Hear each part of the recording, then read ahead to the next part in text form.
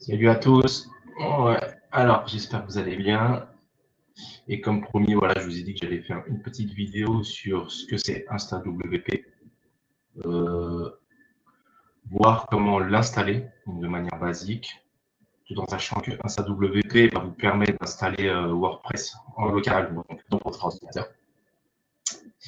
Et on a aussi comme alternative LocalWP, chose qu'on a déjà vue et installée. Voilà, donc c'est une alternative, un concurrent, mais pour ma part, qui est un peu plus simple à installer. Donc, c'est vraiment pour les débutants. Donc, la première chose à faire, c'est qu'on va aller le chercher sur Google, tout simplement. Donc, ce que j'ai fait, c'est que je suis allé dans la barre de recherche Google, j'ai tapé Insta WP, voilà quoi, Insta comme le Instagram, et WP. Une fois qu'on rentre, c'est le premier lien qui arrive sur la première page, on clique dessus. Donc, on ne va pas rentrer dans les détails, voir tout ce qu'il y a au niveau du menu, etc. Mais on va aller directement à l'essentiel. Donc, aller directement à l'essentiel, c'est tout simplement le bouton là, qui apparaît en haut à droite, commencer. On clique dessus et là, ça nous amène sur une page. Donc, là, ce qu'il nous propose, c'est de nous connecter. Donc, soit avec Google, Facebook ou Twitter. Mais tant que vous n'avez pas de compte de créer, il faut le créer. Et pour ça, eh ben, on va d'abord commencer par créer un compte. Tout simplement, on va mettre un nom. Vous n'êtes pas obligé de mettre votre nom en entier, hein, mais bon. Voilà. Une adresse mail. Je ne vais pas mettre ma principale parce que j'ai déjà un compte. On va partir sur une base de 0. Ce que j'ai fait, c'est que j'ai rajouté mon adresse mail, un nom. Et pour le reste, c'est uniquement des détails, donc pour leurs propres statistiques à eux, qui demandent qu'est-ce que vous êtes une agence, vous êtes producteur d'une compagnie, enfin, vous travaillez dans une compagnie, vous êtes freelance, donc moi, pour ma part, je vais être freelance. Et ensuite, il faut accepter les termes. Suivant. Hop. Alors, moi, il me dit que cet email est déjà pris. Ça veut dire que, alors, soit j'ai déjà 2 comptes, chose qui n'est pas bien, hein, parce qu'un seul compte en suffit. Ou alors, il faut que je change d'adresse.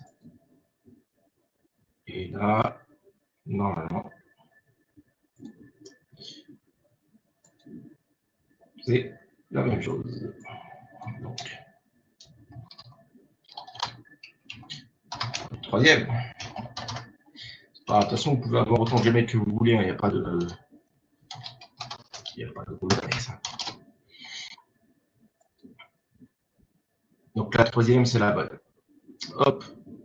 Alors là, par contre, du coup, vous pouvez utiliser la version gratuite, parce qu'il faut savoir qu'il y a une version gratuite et une version payante. Comme pour tous, ça s'appelle freemium. Freemium, c'est moitié gratuit, moitié payant. Donc nous, on va utiliser la version gratuite, ce qui est largement suffisant. Pour ça, on ne va pas enregistrer le numéro de carte. On a 15 jours gratuits et on dit, bah, par exemple, moi j'ai juste besoin, I just need a free account with temporary site. Donc qui expire dans 3 jours. Dans 7 jours. Ce qui expire dans 7 jours, c'est l'URL qu'ils vont fournir. Mais ça, à la limite, ce n'est pas un problème.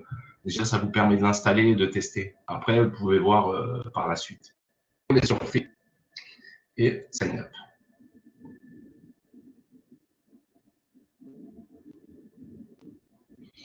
Donc voilà, tout simplement, ça y est, on est déjà sur l'interface. Donc il nous dit Add News Plus ou ajouter un nouveau site. Donc ce qu'on va faire, c'est qu'on va créer sur un nouveau site.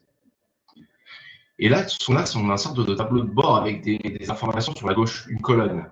Alors, ce qui apparaît sur la gauche, c'est les plugins pour WordPress.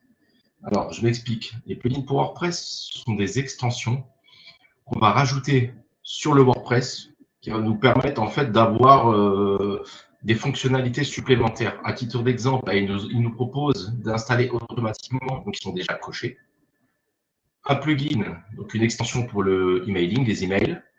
Weglot, c'est pour la traduction.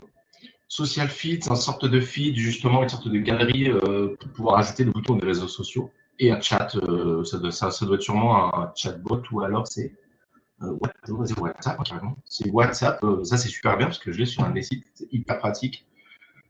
Sauf que nous, ce qu'on va faire pour le moment, on va tout décocher. Donc vous, quand vous allez le réinstaller au propre, vous allez tout décocher. Et on ne va pas faire attention à ce qu'il y a sur la gauche parce que ça, on les installera plus tard selon les besoins. Parce que plus il y a des extensions, plus ça alourdit le WordPress et plus votre site risque d'être hacké. forcément parce qu'en termes de sécurité, il va falloir faire toutes les mises à jour de tous les plugins. Donc, ça, à la limite, on y verra plus tard dans la suite, dans d'autres vidéos. Par exemple, je vous dis un exemple, Security, on ira voir WordFence, ce qui est une sorte de pare-feu. Tout le reste, il n'y a pas besoin d'en avoir 15. SEO, on va voir par exemple soit RankMath ou alors Yoast, l'un ou l'autre, ou RankMath qui est très bien, qui commence à monter en puissance, etc., etc. Alors, ce qu'on va faire, c'est qu'on va faire créer un nouveau site. Donc là, il a préparé l'installation. Vous pouvez compter en secondes, ça a duré 2 secondes, je crois. Votre WordPress est prêt. Donc, si c'est pas ouf ce truc, vraiment, avant, il fallait faire des installations en local, manuellement. Il fallait chercher le WordPress sur le site officiel, sur le wordpress.org. Il fallait installer chaque fichier, chaque dossier, etc. en FTP. Enfin bref, c'était compliqué. Donc là, c'est ce qui s'appelle l'URL Magic Link qui va vous durer 7 jours. Et username, donc c'est votre nom, c'est votre nom que eux ils ont décidé de vous donner et votre password. Ils font pas les choses à moitié, c'est hyper sécurisé. Mais voilà, c'est pas. De toute façon, c'est temporaire. Là, on teste. Après, par la suite, ils voulaient passer, je pense, à la version pro. C'est là où vous allez pouvoir apporter les modifications. Une fois les modifications sur l'URL, en fait. Si vous voulez tout modifier, il faut passer à la version pro. Sinon, ça ne fonctionne pas. Mais bon, c'est gratuit, on va pas se plaindre. On va laisser tel quel.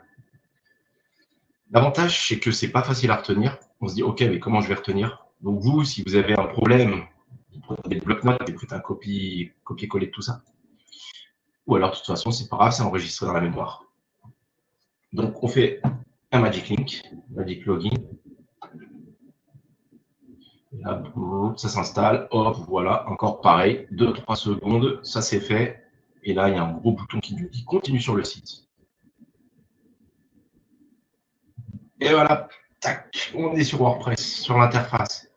En fait, si je vous refais la même chose sans expliquer, franchement, honnêtement, en 1 minute, c'est fait. J'ai installé WordPress. Donc là, on est sur le dashboard.